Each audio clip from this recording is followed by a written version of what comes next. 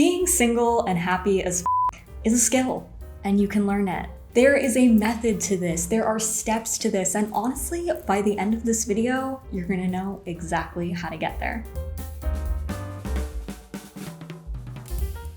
Hello, I'm Nicolette, and I am an expert on being single. No, I do not have any kind of certification. I do not have any awards. I just have a lot of experience being single. In fact, I spent 90% of my 20s being single. Did I go on dates? Yes. Did I have occasional hookups? Yes. I was a young bisexual living in Los Angeles. That was inevitable. But for the most part, I can accurately and statistically say that I have been single most of my life. And for a lot of that, I was not happy being single. There were times when I was sad about it, I was getting down on myself, I was lonely, I was thinking there was something wrong with me or that I was doing something wrong. Now, fast forward, spoiler alert, I am still single, but I am so happy. I am so happy with my life and with who I am as a person, and I am not seeking external validation from other people because I have reached a point where I am so in love with myself, as cheesy as that sounds, but it's true. Maybe you clicked on this video because you just entered your single era. Maybe you were in a relationship for all or most of your life, and now suddenly you have found yourself single. Maybe you have been single your entire life and never been in a relationship. Or maybe you've gone in and out and you were just trying to figure out how to be happy with where you are right now. Whatever your situation, I'm gonna walk you through 5 steps that I took to reach this level of real, genuine happiness being single. Step 0. Maybe this is an obvious step, maybe it's not, but it is to be single. In order to be single and happy, you do have to be single. So if you clicked on this video, I'm assuming that you are. Okay, great, now you're ready for step 1. Step 1 is lose the stigma of singleness. Single is not a bad word. I don't know why society often presents singleness as a problem to be solved. Maybe it's because we grew up with so many rom-coms where the end goal was to get the girl in a relationship and that there was something wrong with her in the beginning and she succeeded at the end. That's probably one of the many reasons. Being single is simply a stage in your life. It is a word that is used to define someone that is not currently in a relationship, okay? That's it. It does not mean you are less of a person or not as good as someone who is in a relationship. Absolutely not. In fact, there are people, so many people, unfortunately, that are in relationships that are not happy, that are not fulfilled. They are in toxic relationships, abusive relationships, or they are simply in a not fulfilling relationship because they are afraid to be single. So just because someone is in a relationship does not mean that they have everything figured out. So please, moving forward, single is not a bad word. It is simply a stage in life. Step 2 is stop the search. What does this mean? This means stop searching for validation, stop searching desperately for a relationship, stop chasing relationships. If you are chasing something, it implies that that thing is running away from you. To demonstrate step 2, I want to tell you a quick story. I remember when I first got into a relationship, and I remember the first party that I ever went to while I was not single. I remember feeling this weight lifting off of me. Like I entered into the room and I was like, oh wow, I'm not going in here desperately searching the room for cute people or like who might like me or who do I like and focusing the entire night on trying to find someone. I was suddenly like, oh, okay, I checked that box and it's done and now I can have fun at this party. Which is an absurd concept because you should be able to have fun at parties even when you're single. But I realized in that moment that even just subconsciously, I had spent so much of my life entering into situations, into parties, into coffee shops, into just anywhere with this switch turned on of like searching desperately for a potential partner. But you don't need to be in a relationship in order to shut that off. Now, when I go into a party or an event or a situation, I set an intention beforehand. And that intention is never, maybe I'll find my potential partner. No, my intention is either I'm gonna have fun tonight, or I am gonna strengthen my friendships with these people, or I'm gonna learn something new, like from a conversation with someone. I always pick 1 to 2 intentions of what I wanna get from that situation, and it is never I'm gonna find a cute person that like asks me for my number. No.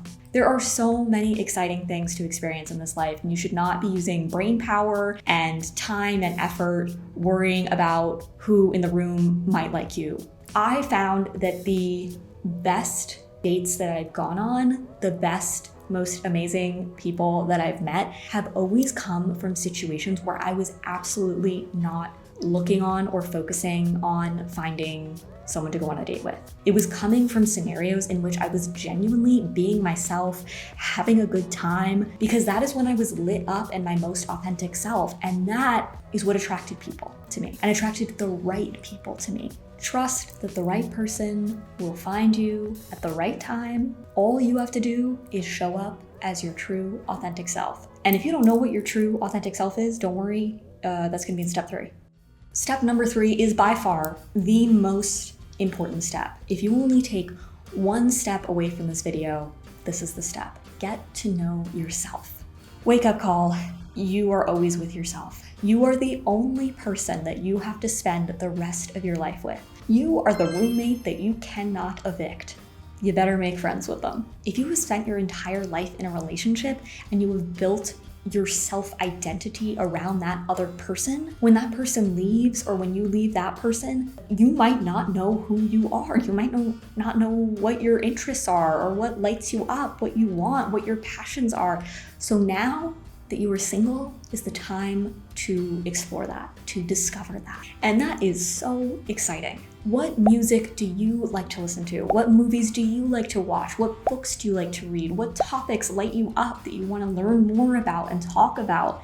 It is so attractive to see someone talk about something that they're passionate about. I don't care if that's cars or the solar system or horror movies, like whatever it is, if they are genuinely passionate about it, that's attractive. That's cool. That is someone who knows themselves and what they like.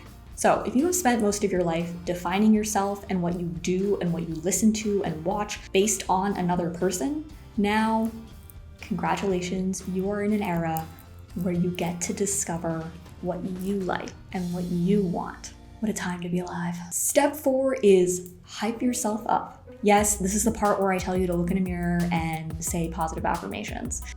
You look great. I am a firm believer that saying to yourself something positive that you don't even really believe is more beneficial than saying a negative thing. So next time you catch yourself looking in the mirror and going to criticize your appearance, stop it, shut that down, and say something positive, even if you don't believe it at the moment, even if it sounds stupid or absurd. And eventually, you're gonna start believing that positive thing. It might take a week, it might take a month, it might take 3 years, but eventually you're gonna feel that. What I want you to do is get out a piece of paper or just the notes app in your phone, and I want you to write every single positive thing that you can think of about yourself. I really want you to sit there and write as many things that come to mind, even if they sound super minute and silly, write it down. You know how to make a good grilled cheese. Write that down. Maybe you're really good with animals. Write that down. Maybe it's something as simple as like, you have 2 legs that can walk you to the grocery store.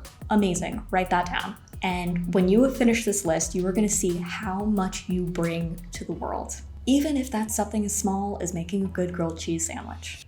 Other things to do to hype yourself up: put on some good music.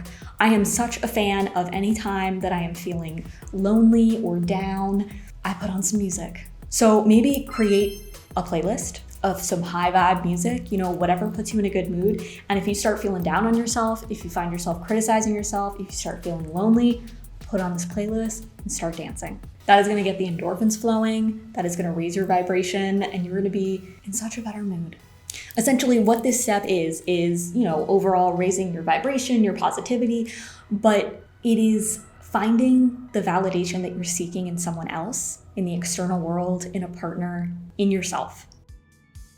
Step 5 is, as Nike would say, just do it alone. I am such a fan of doing things alone. I go to the movies alone, I go to museums alone, I go on solo train adventures alone. Those have been amazing. You don't need to have a partner to do these things, okay? Take yourself to dinner, take yourself to the movies. Life is short, And you should not wait for a partner to be doing these things. What are all the things that you are waiting to do until you have a partner? Maybe there is a nice romantic restaurant that just opened up and you want to go to dinner there. Maybe it's something as huge as like you want to take a trip to Paris because you dream of like kissing someone under the Eiffel Tower. Whatever that thing is, you can do it alone.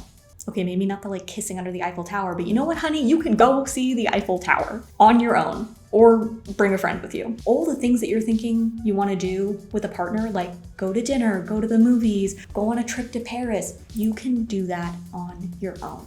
And you know what? If at first it feels weird to go alone, if you are afraid to go alone, bring a friend. You don't need a romantic partner to go on dates.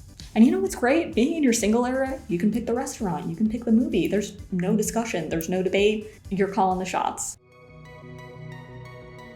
When you are single, you have so much freedom. Singleness is just a stage in your life, right? There are single stages in your life and there's a relationships stage of your life. And when you enter that relationship stage, you might never exit it. You might never be single again. So while you are single right now, cherish it. Don't be thinking about what you're gonna do when you're in a relationship. Think about what you're gonna do now. How are you gonna celebrate yourself? How are you gonna spend time with yourself? How are you gonna spend time with your friends and your family? You know how people are like, oh, you should do XYZ before you have kids. This is kind of like that on a smaller scale. This is like, you better do XYZ before you get in a relationship, okay? All right, well, I feel like this video has gone on for a very long time, so I'm gonna end it there. There's so much more I could say, but just know that if you are single right now, it is not a bad thing.